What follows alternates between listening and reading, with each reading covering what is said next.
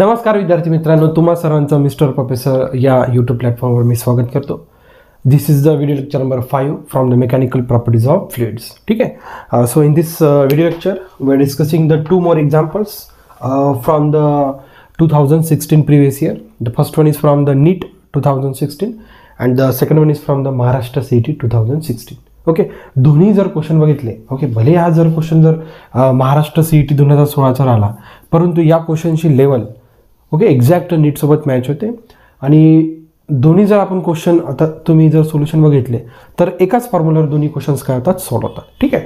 So we will move to the solution for the first numerical. बघा, अतिशय easy आहे, खूप काही मोठी गोष्ट नाही, अतिशय आपण इझिली सॉल्व करू शकतो. A rectangular film of a liquid is extended from 4/2 centimetre to 5/4 centimetre. ठीक आहे, म्हणजे एक रेक्टँग्युलर फिल्म होती. ठीक आहे, एक रेक्टँग्युलर फिल्म होती. सुरुवातीला तिचं डायमेन्शन दिलेलं आहे 4 सेंटीमीटर आणि 2 सेंटीमीटर. Okay, L/B. मग ही काय केली, एक्सटेंड केली. ही जी काही रेक्टँग्युलर फिल्म होती एक्सटेंड केली. ओके, 4च्या ठिकाणी झालं 5, 2च्या ठिकाणी झालं 4. ठीक आहे, समजा ही फिल्म काय झाली आता एक्सटेंड झाली. 4च्या ठिकाणी 5 सेंटीमीटर, 2च्या ठिकाणी 4 सेंटीमीटर. याचं लक्षात जी कहाणी त्यांनी आपल्याला शब्दात दिले आहे ते आपण फ्री बॉडी डायग्राममध्ये आपण काय करत आहोत, उतरत आहे. If the work done is, okay, म्हणजे आता ही गोष्ट करत असताना एखादी फिल्म जेव्हा एक्सटेंड करतो किंवा एखाद्या गोष्टीवर जेव्हा कार्य करतो, ठीक आहे, मग तो कार्याचा अमाऊंट दिला आहे, किती तुम्ही अमाऊंट ऑफ वर्क डन केला आहे. Okay, work done equals to 3 × 10⁻⁴ joule. ठीक आहे, ती गोष्ट एक्सटेंड झाली. जी काही सरफेस फिल्म होती ती आपण एक्सटेंड केली. एक्सटेंड करण्यासाठी आपण काही ना काही त्याच्यावर फोर्स अप्लाय केला. मग एखाद्या गोष्टीवर जेव्हा आपण फोर्स अप्लाय करतो आणि त्या गोष्टी डिस्प्लेसमेंट घडून येते, एक नाही, जसं 4 सेंटीमीटरचं किती झालं, 5 सेंटीमीटर फोर्स अप्लाय केला, डिस्प्लेसमेंट कव्हर झालं, त्याच्यामुळे तिथं काय झालं, वर्क डन. मग किती अमाऊंट ऑफ वर्क डन झालं त्यांनी दिलेला 3 × 10⁻⁴ joule. Clear. The value of the surface tension of the liquid is, okay, they are asking to find the value of the surface tension of the liquid is. ठीक आहे, एकदम simple आहे. बघा, एक आपल्याकडे फॉर्म्युला आहे, work done equals to surface tension into change in area. बघा, या फॉर्म्युलाच्या बेसवरच हा क्वेश्चन सॉल्व होणार आहे. ठीक आहे, आता इथं वर्क डन म्हणा किंवा वर्क डनच्या ठिकाणी आपण काय लिहू शकतो, एनर्जी पण लिहू शकतो. ठीक आहे, म्हणजे एनर्जी इक्वल्स टू, बघा हा असा एक फॉर्म्युला झाला. वर्क डन म्हणजेच काय, energy. Work done equals to surface tension into change in area म्हणा, किंवा energy equals to surface tension into change in area. हा जो काही वर्क डन राहतो कशावर केला आहे, फिल्मवर. ही जी काही एनर्जी आहे, कोणती एनर्जी आहे, सरफेस एनर्जी. याच्या लक्षात, हा जो काही सरफेस आहे या सरफेसवर वर्क डन केलं. मग त्या सरफेसवर काय झालं, म्हणजे त्या सरफेसची काय झाली, ही एनर्जी. हा महत्त्वाचा फॉर्म्युला आहे. ठीक आहे, बघा, आपल्याला त्यांनी विचारला आहे सरफेस टेन्शन. ठीक आहे, तो एका साईडला शिफ्ट करू आपण. Therefore work done divided by change in area equals to surface tension. आपला फॉर्म्युला डेव्हलप झाला. आपल्याला जर त्या सरफेस फील्डमध्ये जर टेन्शन फाइंड आउट करायचं असेल तर आपल्याला दोन गोष्टी पाहिजे, वर्क डन आणि change in area. Work done they already given 3 × 10⁻⁴. okay, so our task is to find the change in area. ठीक आहे, बघा, आता change in area find out करणं खूप काही मोठी गोष्ट नाही. Okay, final area minus initial area. Finally हा एरिया होता, इनिशियली हा एरिया होता, याच्यात काही प्रॉब्लेम नाही. Therefore change in area equals to finally area किती होता, बघा, एरिया म्हणजे काय, L/B. ओके, 5×20 सेंटीमीटर, सेंटीमीटरचा square minus of initial area 4×2 = 8 centimetre square. ठीक आहे, पुन्हा एक महत्त्वाची गोष्ट बघा, बघा, हा जो काही सरफेस एरिया, ही जी काही फिल्म आहे याला 2 फेसेस आहे, फ्रंट फेस, बॅक फेस. म्हणून हा जो काही एरिया आहे इथं मला असं लिहावं लागणार 2 × 20 - 8 सेंटीमीटर स्क्वेअर काय common. Therefore centimetre square get common. इथं लक्षात, हा 2 फॅक्टर का बरं आला, जो काही सरफेस फिल्म आहे याला 2 सरफेसेस आहे, याला 2 फेसेस आहे, फ्रंट फेस, बॅक फेस. त्याच्यामुळे मला किती क्वांटिटीना मल्टिप्लाय करावा लागतो, 2. इथं लक्षात. आणि सेंटीमीटर स्क्वेअर काय काढला आपण, common. Therefore change in area becomes 2 × 20 - 8 12 centimetre स्क्वेअरचा मीटरमध्ये करत असताना 10⁻⁻². ओके, त्याचा स्क्वेअर म्हणजे कशामध्ये कन्वर्ट झालं, मीटर स्क्वेअर. ओके, एरिया आहे. Therefore change in area, okay, बाजूनी 24 24 10⁻⁻4 मीटर स्क्वेअर. ठीक आहे, म्हणजे आपल्याला सेंटीमीटर स्क्वेअरचं मीटर स्क्वेअरमध्ये याच्यासाठी कन्वर्ट करायला लागलं, कारण की जे काही आपल्याला गिवन वर्क डन नाव ते SI युनिटमध्ये दिलेलं आहे, जूलमध्ये दिलेलं आहे. त्याच्यामुळे जो काही एरिया आपण चेंज इन एरिया जो काही फाइंड आउट करणार आहे, ओके, त्याचं जे काही युनिट राहायला पाहिजे ते SI युनिट राहायला पाहिजे. त्याच्यामुळे आपण सेंटीमीटरमधनं कशात कन्वर्ट केलं, मीटरमध्ये. That's it. ही व्हॅल्यू घ्या, इथं पुट करा, you will get the solution. Therefore tension equals to work done 3 × 10⁻⁴, okay, divided by 24 × 10⁻⁴. 10⁻⁴, 10⁻⁴ get cancel. Okay, 3/24, 3/24, okay, 0 point, okay, 1चा भागेला म्हणजे 0.1. बघा 0.1 ऑप्शन दिसते का, बघा 0.1 ऑप्शन हाच आहे. त्याच्यामुळे third one will be the solution for the first numerical. बाकी चेक करायचं कामच नाही. 0.1 याच्या पुढे आपल्याला काढण्याची काहीच गरज नाही, कारण की 0.1 फक्त एकाच मला गिवन ऑप्शनमध्ये दिसतं. त्याच्यामुळे बाकी भानगडीत पडायचं नाही. Just that's it. 0.125 100% येणार आहे. ओके, जो काही सरफेस टेन्शन राहतो याचा युनिट राहतो newton per metre. Okay, this is the surface tension of the given film which is extended from this dimension to that dimension. अतिशय इझी होतं, हे द्या लक्षात. अशा प्रकारे जर तुम्ही फाइंड आउट केलं तर काही मोठी गोष्ट नाही. आणि the question is from NEET 2016. Okay, previous year question आहे आणि नीटचा क्वेश्चन आहे. ह्याच्या लक्षात. बघा तुम्ही पॉज करा, नोट डाऊन करा, आपण सेकंड क्वेश्चनच्या सोल्युशनकडे वळण्याचा प्रयत्न करूया. That's it.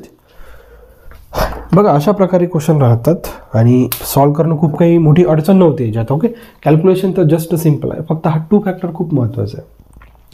हा जर फॅक्टर नाही आला तर तुम्हाला कोणतंच ऑप्शन भेटत नाही इथे. हे त्या लक्षात. खूप म्हणजे काही बारीक गोष्टी राहतात त्या तुम्हाला पकडूनच ठेवावं लागतात, त्याच्याशिवाय तुम्ही फायनल आन्सरपर्यंत पोहोचू शकत नाही. ओके, आता भरपूर वेळ होते, जस्ट तुम्हाला आता फॉर्म्युला पण माहीत होता, सगळ्या गोष्टी माहीत होता, परंतु जो काही फेसचा जो काही कॉन्सेप्ट होता, okay, front page back page, जर आपण विसरलो की तुमच्या सोल्युशनमध्ये 100% गोंधळ होण्याची शक्यता दाट असते. बघा त्यानंतर आपण सेकंड क्वेश्चनकडे बोलूया. बघा, a liquid drop having surface energy E, काही हरकत नाही, is spread into, okay, 512 droplets. ठीक आहे, काही मोठी गोष्ट नाही. ओके, एक लिक्विड ड्रॉप होता ज्याची रेडियस R होती. ठीक आहे.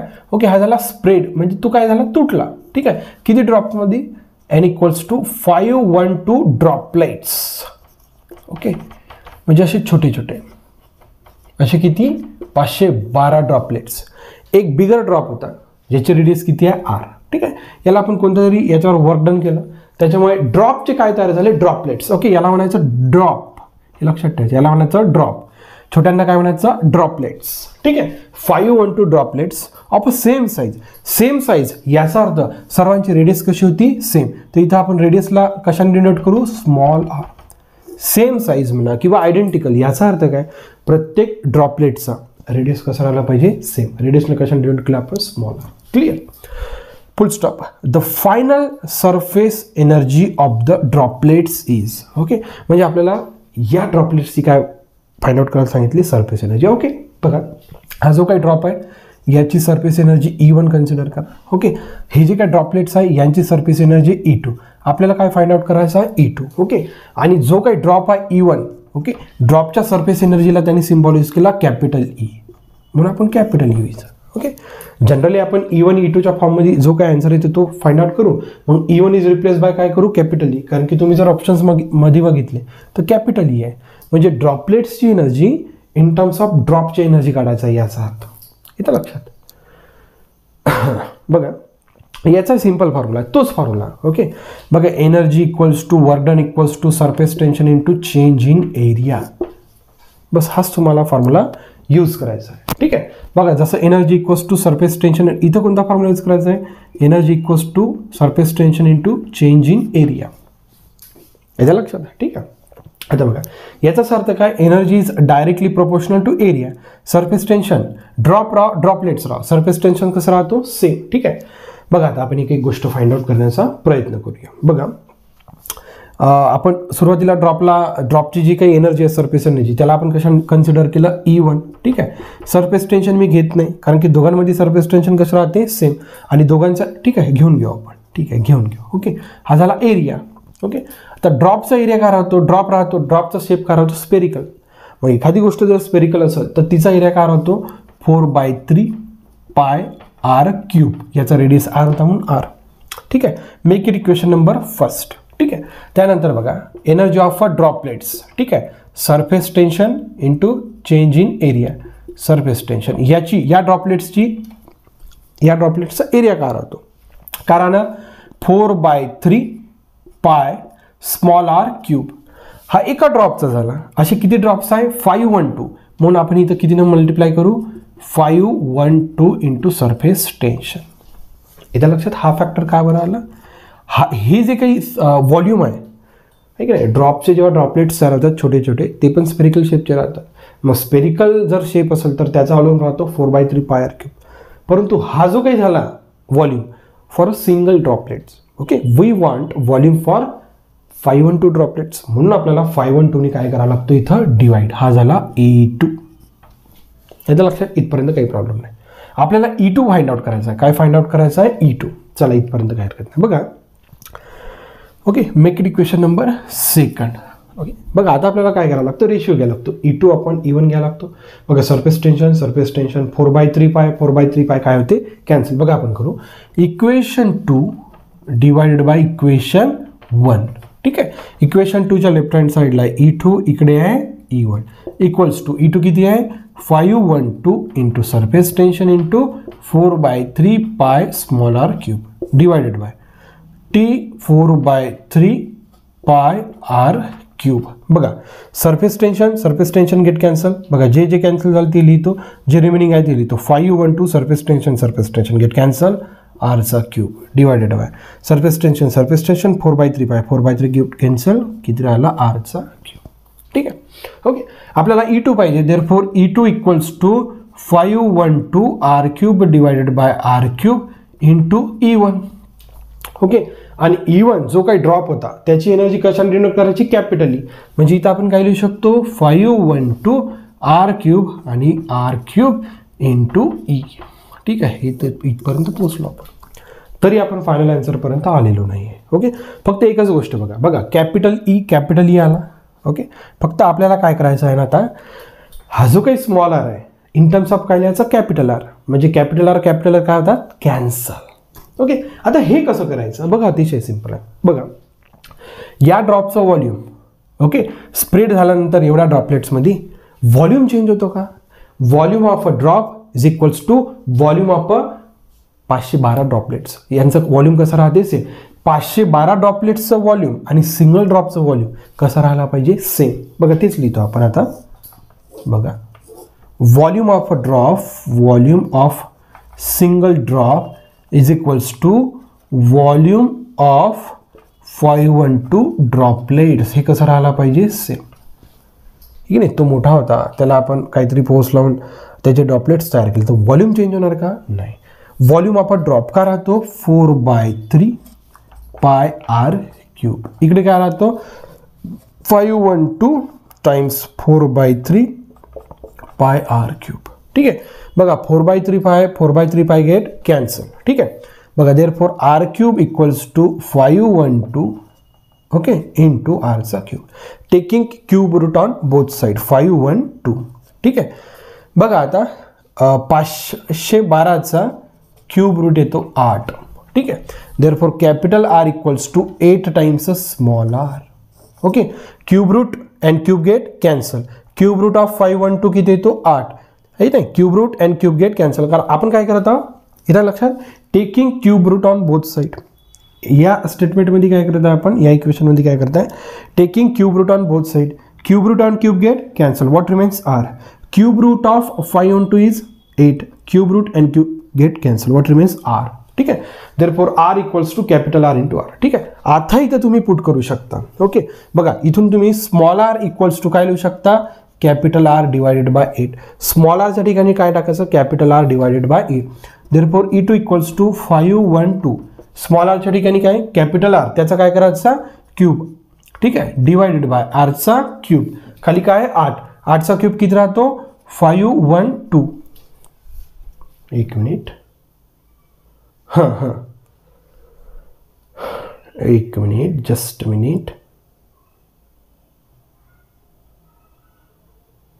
एक छोटीशी मिस्टेक झाली. व्हॉल्यूमचा फॉर्म्युला ठीक होता, परंतु मी एरियाच्या ठिकाणी व्हॉल्यूमचा फॉर्म्युला लिहिला. जो काही स्पेरिकल शेपचा जो काही ऑब्जेक्ट राहतो त्याचा सरफेस एरियाचा फॉर्म्युला राहतो 4πr². व्हॉल्यूमचा राहतो 4/3πr³. ओके, आपण इथं व्हॉल्यूमचाच फॉर्म्युला लिहिला. ओके, इथे हे सगळं चुकलं इथे आपल्याला. ओके, मग आपण थोडं चेक करूया. मे बी मी तुम्हाला शिकवताना तिथं लक्षात पण आलं असणार. E1 equals to T into area. ठीक आहे, therefore E1 equals to T 4πr². इथे आपल्याला किती ड्रॉपलेट्स आहे? 5 1 2. Surface tension 4πr². ठीक आहे, equation number 2. Equation number first. Okay, equation 2 divided by equation 1. therefore E2 upon E1. what is the value of E2? 512 surface tension T into 4πr² divided by surface tension 4π R². ठीक है, surface tension 4π get cancel. 512 into R² divided by R². ठीक है, now in place of R, okay, is small r, you can put capital R divided by 8. therefore 512 into R च्या ठिकाणी काय टाकायचं? R/8 त्याचा hole square. Small आरच्या ठिकाणी, या स्मॉल आरच्या ठिकाणी आपण ही व्हॅल्यू टाकली. That's it. ओके, आरचा स्क्वेअर. ठीक आहे, therefore 512 into R². 8 64 into R² R² get cancel. पुन्हा 8चा भाग जातो. ठीक आहे, 8. Therefore E2 divided by E1 equals to किती आलं? 8. आपल्याला E2 ची व्हॅल्यू पाहिजे. Therefore 8 times E1. आणि E1 च्या ठिकाणी मी काय सांगितलं? E लिहायचं.